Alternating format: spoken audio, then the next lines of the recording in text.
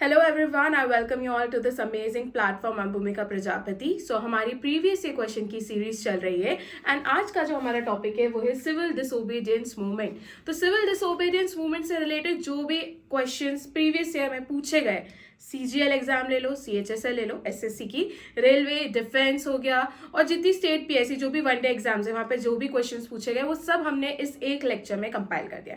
ठीक है, so make sure lecture को एंड तक देखना और सभी क्वेश्चंस का जवाब पहले आप लोग ट्राई करना, फिर मेरे आंसर्स चेक करना। ठीक है, चलिए तो बिना टाइम वेस्ट करे हमारा लेक्चर स्टार्ट करते हैं। So we will start with our first question and हमारा फर्स्ट क्वेश्चन है, When did civil disobedience movement begin? Civil disobedience movement कब शुरू हुआ था, क्वेश्चन ये पूछा गया है। तो ये शुरू हुआ था 1930 को। 1930 में एग्जैक्ट डेट ले लो, 12 मार्च 1930 को सिविल डिसोबीडियंस मूवमेंट शुरू हुआ था।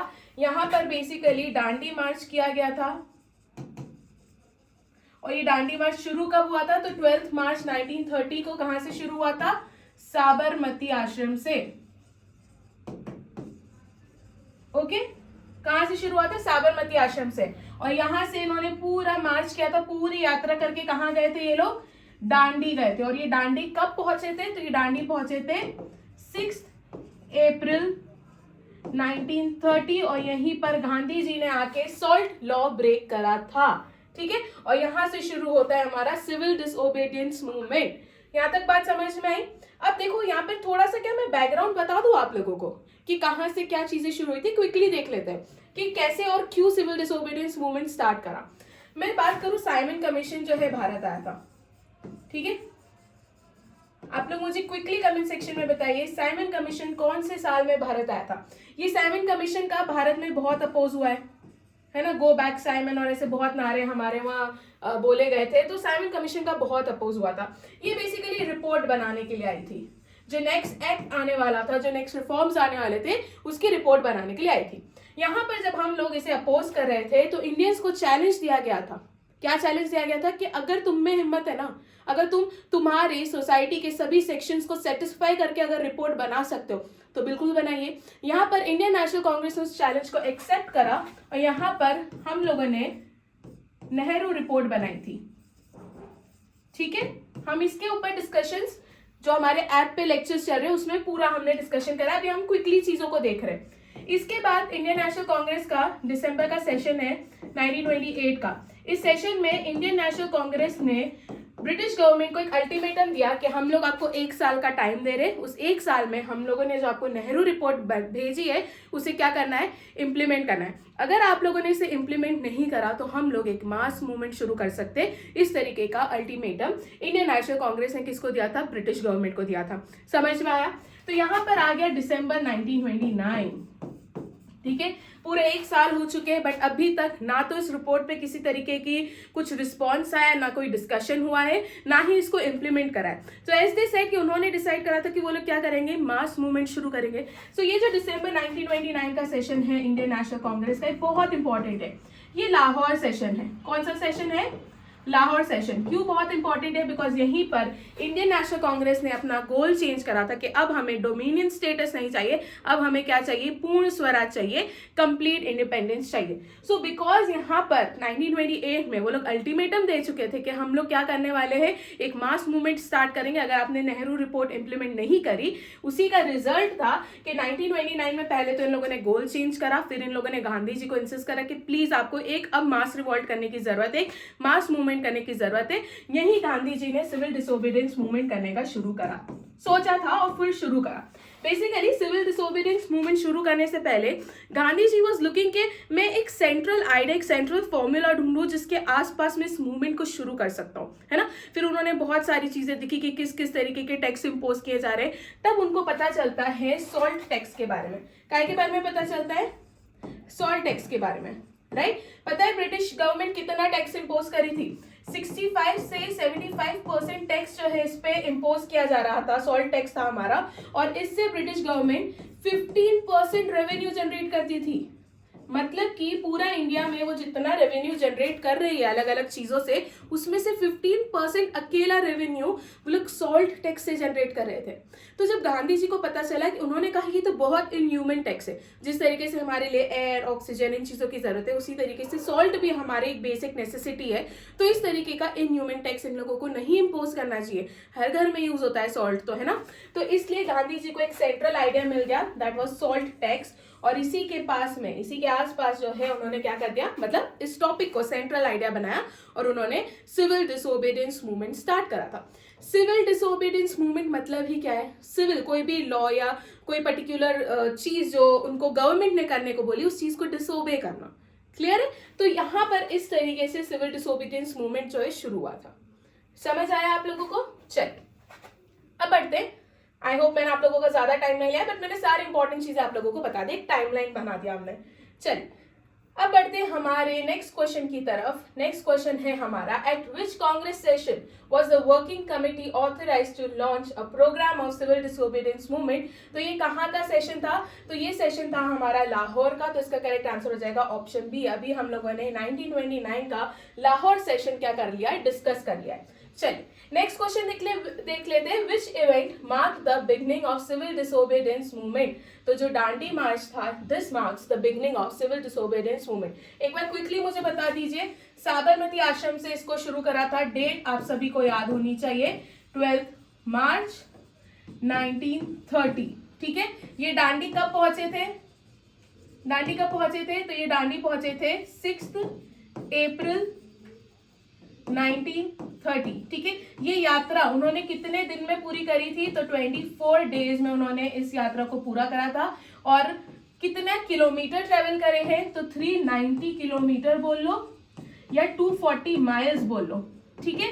इतना डिस्टेंस जो है उन्होंने ट्रेवल करा था। जब उन्होंने स्टार्ट करा था ना, उनके साथ सिर्फ 78 फॉलोअर्स थे। बस धीरे धीरे, पता है, 78 फॉलोअर्स के साथ उन्होंने शुरू करा था, पर जब दांडी पहुंचे थे ना, तो उनके साथ 50,000 लोग जुड़े हुए थे। So can you imagine the impact Gandhi ji का उस समय था कि 78 फॉलोअर्स से शुरू करा और जब वो दांडी पहुंचे तो उनके साथ 50,000 पीपल जुड़े हुए थे, लोग जुड़े हुए थे उनके साथ। तो ये इम्पैक्ट था उनका। ऑल्सो ये जो यात्रा है ना, इसे व्हाइट फ्लोइंग रिवर भी कहा जाता है। दांडी मार्च जो है ना, इसे व्हाइट फ्लोइंग रिवर भी कहते हैं। व्हाइट फ्लोइंग रिवर क्यों कहते हैं? बिकॉज ये सब व्हाइट कलर के कपड़े पहन रहे थे और पहन रखे थे, और वो बिल्कुल ऐसा लग रहा था कि सफेद कलर की कोई ना, सफेद रंग से कोई रिवर फ्लो हो रही हो, बिकॉज सबने व्हाइट क्लोथ पहन रखे थे और सब जो है सब एक मार्च निकाल रहे थे, यात्रा कर रहे थे साबरमती से लेके दांडी तक। तो वो एक व्हाइट फ्लोइंग रिवर की तरह लग रहा था। That is the reason Dandi march को व्हाइट फ्लोइंग रिवर भी कहा जाता है। ओके, चलिए यहां तक बातें समझ में आई। बढ़ते हैं हमारे नेक्स्ट क्वेश्चन की तरफ। नेक्स्ट क्वेश्चन है हमारा, which of the following was a major objective of the civil disobedience movement. Civil disobedience movement का मेजर ऑब्जेक्टिव क्या था? क्या उन लोगों को फुल इंडिपेंडेंस चाहिए था ब्रिटिश रूल से? To establish a separate state for Muslims? बिल्कुल भी नहीं। To oppose the salt tax जो कि ब्रिटिशर्स ने इम्पोज कर रखा था? बिल्कुल है। To demand better facilities for Indian soldiers? बिल्कुल नहीं। तो यहाँ पर सॉल्ट टैक्स के अराउंड ये सराउंड कर रहा था। इसका करेक्ट आंसर हो जाएगा option C, that is to oppose the salt tax, जो कौन इम्पोज करी थी? ब्रिटिश गवर्नमेंट, है ना। चलिए, I want worldly sympathy in this battle of right against might. ये किस मूवमेंट से एसोसिएटेड स्टेटमेंट है, ये पूछा गया है। तो ये गांधी जी ने कहा था जब वो दांडी मार्च कर रहे थे तब। ओके, तो इसका करेक्ट आंसर हो जाएगा ऑप्शन बी, गांधी जी का जो दांडी मार्च था तब का ये स्टेटमेंट है। हमारा नेक्स्ट क्वेश्चन है, after the arrest of Gandhi ji during salt Satyagraha, who took his place as the leader of the movement। तो जब सॉल्ट सत्याग्रह चल रहा था और जब गांधी जी को अरेस्ट कर लिया, तो उसके बाद मूवमेंट को कौन लीड कर रहे थे? तो वो थे अब्बास तैयब जी और उनके साथ कस्तूरबा गांधी। ठीक है, ये जो है मूवमेंट को लीड कर रही थी। बट ऑन देयर वे इन दोनों को भी क्या कर लिया गया था? अरेस्ट कर लिया गया था। और इनकी अरेस्ट के बाद इट वॉज सरोजिनी नायडू, है ना, इट वॉज सरोजिनी नायडू जो कि क्या कर रहे थे, इस मूवमेंट को लीड कर रहे थे। बेसिकली जब ये मूवमेंट शुरू हुआ था, जब गांधी जी ने साबरमती से जो है अपनी यात्रा शुरू करी थी, तब वो जब जब भी स्टॉप लेते थे तो वहां पे सभी लोगों को ये बातें समझा दी गई थी कि हो सकता है कि आगे चल के इस मूवमेंट में मुझे अरेस्ट कर लिया जाए। तो इसका मतलब ये नहीं होगा कि आप लोग मूवमेंट को रोक देंगे या आप लोग वायलेंस करेंगे। ये मूवमेंट बहुत पीसफुली होना चाहिए, नॉन वायलेंस यहाँ पर होना चाहिए। और अगर मुझे अरेस्ट कर लिया जाए या किसी भी दूसरे बड़े लीडर को अगर अरेस्ट कर लिया जाए तो उसके बाद कोई भी व्यक्ति सामने आएगा और उस मूवमेंट को लीड करेगा। तो जैसे ही गांधी जी अरेस्ट हो गए थे, उसके बाद कस्तूरबा गांधी एंड अब्बास तैयब जी ये लीड कर रहे थे। जैसे ये दोनों अरेस्ट हो जाते, उसके बाद सरोजनी नायडू जो है मूवमेंट को लीड करी थी। तो ये चीज भी आप लोग याद रखना। ओके, चलिए नेक्स्ट क्वेश्चन देख लेते हैं। नेक्स्ट क्वेश्चन नहीं है, हमारा हिस्ट्री का कोर्स लॉन्च हो चुका है जिसमें ancient, medieval and modern history में आप लोगों को पढ़ाने वाली हूँ। एंड ये सभी वनडे एग्जाम्स के लिए काफी ज्यादा हेल्पफुल है।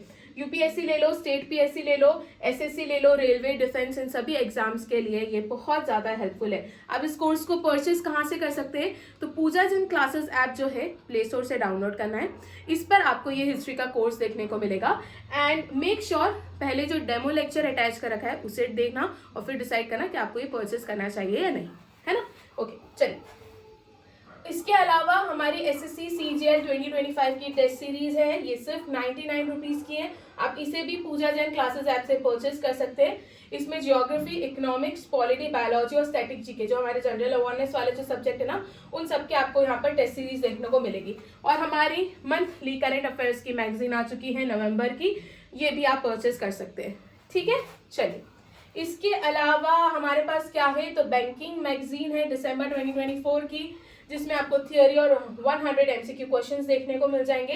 इस एडिशन में general awareness, banking, finance, static current affairs सभी चीज आपको मिल जाएगी डिटेल एक्सप्लेनेशन के साथ। अगेन ये पूजा जैन क्लासेस ऐप पे क्या है, अवेलेबल है।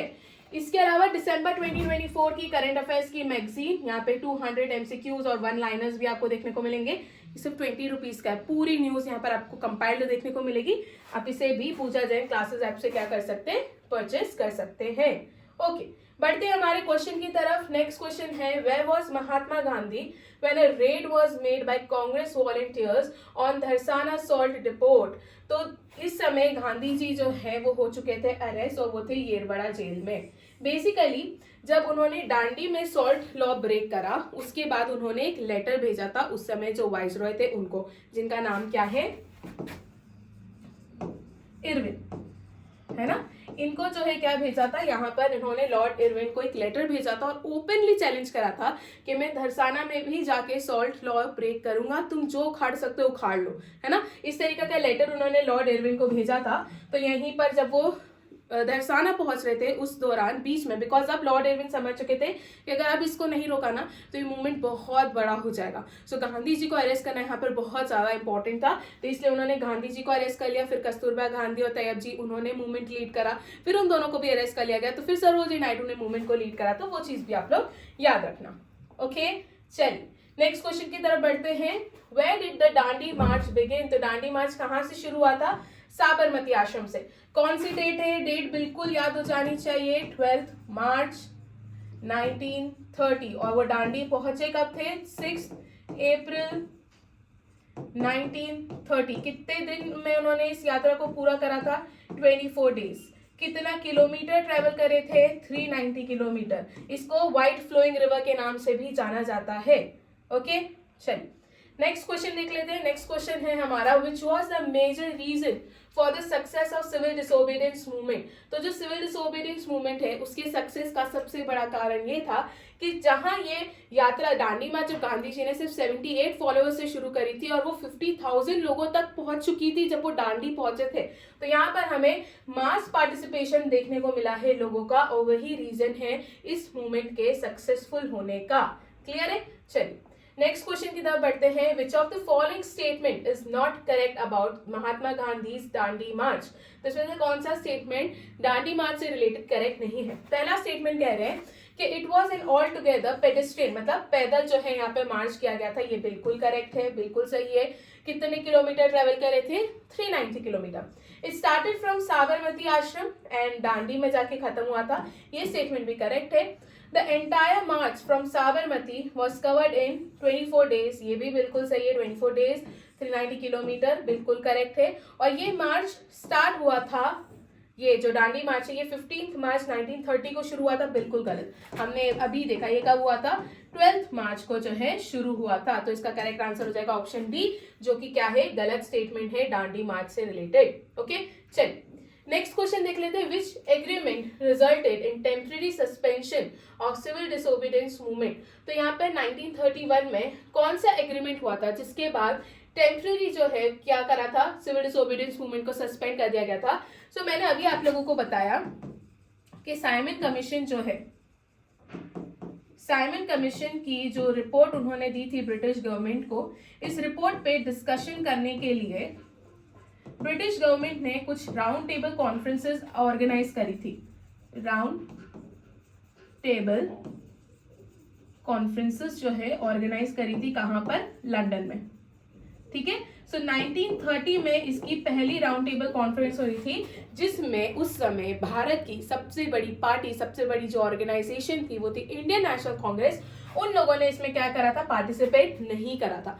सो इमेजिन क्या ये राउंड टेबल कॉन्फ्रेंस सक्सेसफुल रहा होगा, बिकॉज उस समय की सबसे बड़ी पार्टी ही यहाँ पे नहीं गई थी, है ना। So first round table conference क्या हो गया, फेल हो गया।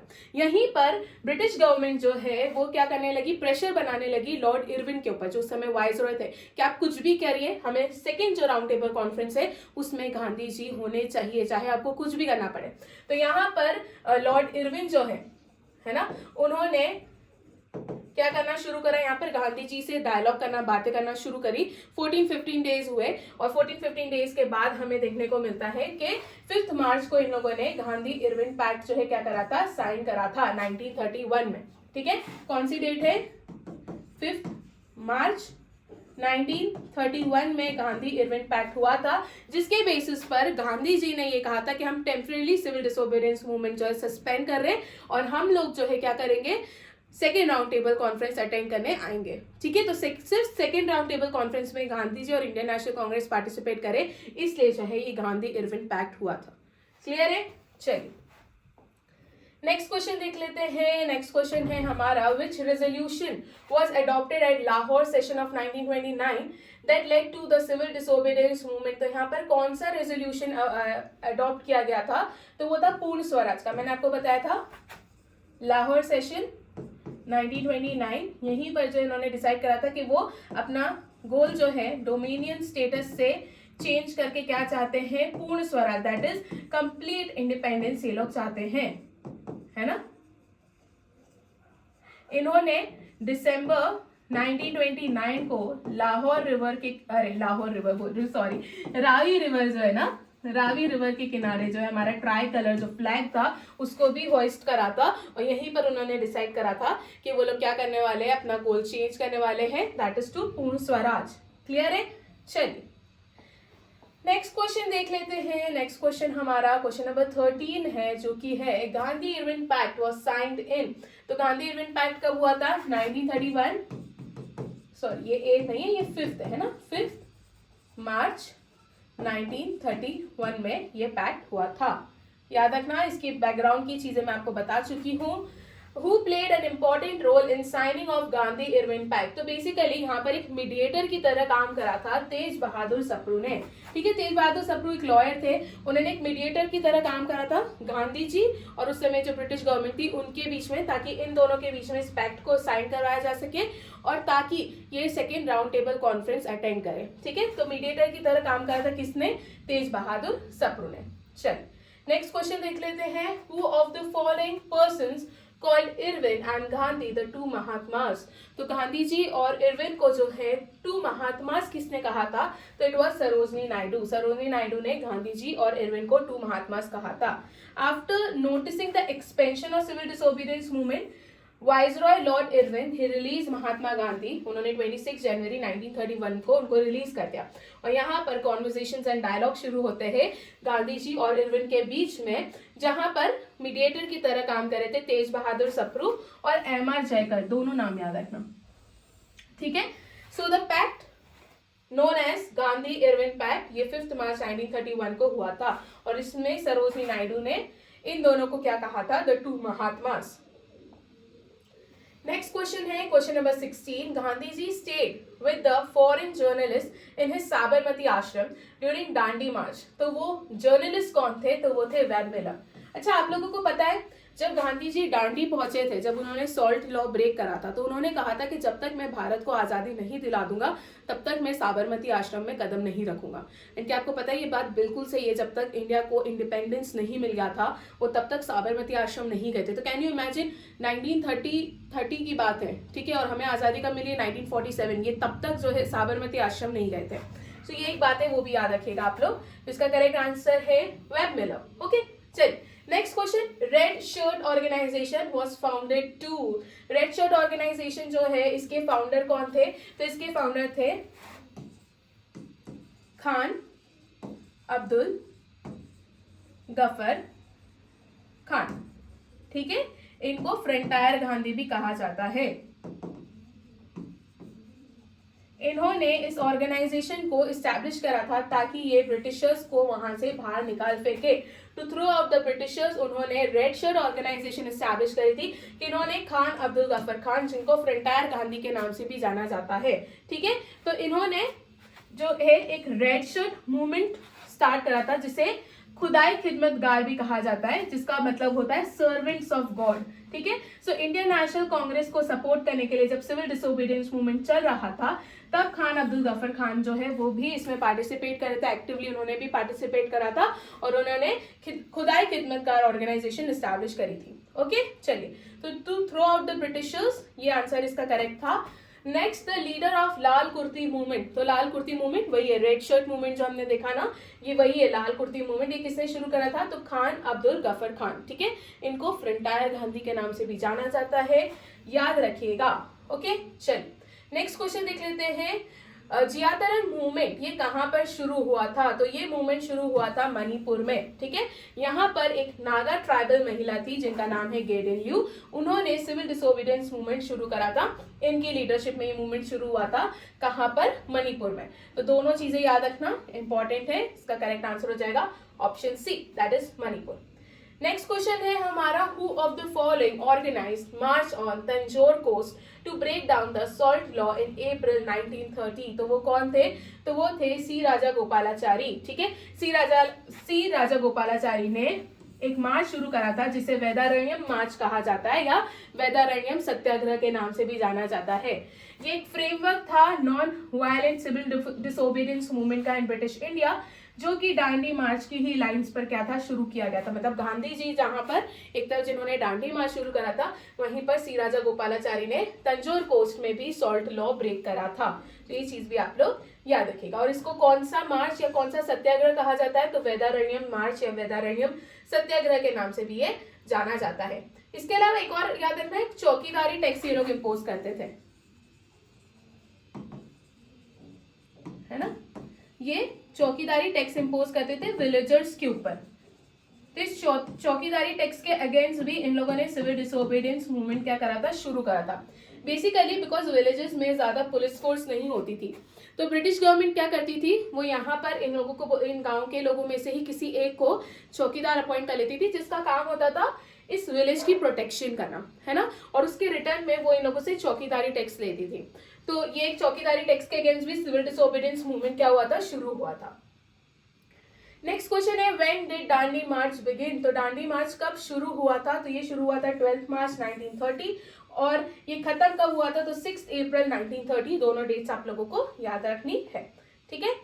करेक्ट इसका आंसर हो जाएगा 12 मार्च 1930। ओके, अब देख लीजिए आप लोगों के लिए आ चुका है क्वेश्चन ऑफ द डे, और क्वेश्चन ऑफ द डे है, who among the following took Mahatma Gandhi's gain in the Gandhi Irwin Pact as consolation prize। तो इसमें से किसको कंसोलेशन प्राइज दिया गया था? ओके, इसका जवाब आप लोग मुझे कहाँ देंगे?